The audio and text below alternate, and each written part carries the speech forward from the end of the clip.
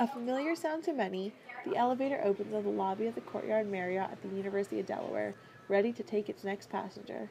The lobby of this hotel is dotted with businessmen, families, and oddly enough, students in uniform. The intent is to give them a real-world exposure to an operating hotel. So the fact that we're a business and they can observe not only our staff but also interact with our customers is as real as it's going to get. The HRIM major here at UD offers a unique program called the Lodge Module. The Marriott, while a full-service hotel, also serves as a teaching hotel. It benefits us a lot because it's really the only look at hotels that we get.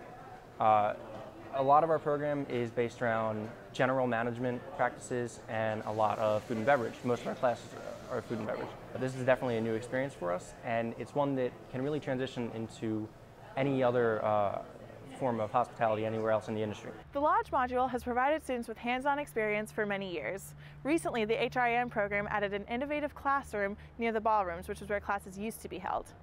In 2012, the Marriott Foundation funded a classroom addition to the hotel with the latest technology and audio-visual. I think the hospitality graduates now have a 95% placement rate, and we feel that we're helping them prepare for hotel industry jobs with the credentials they come out with, the experiences, and the fact that they've been associated with an operating hotel.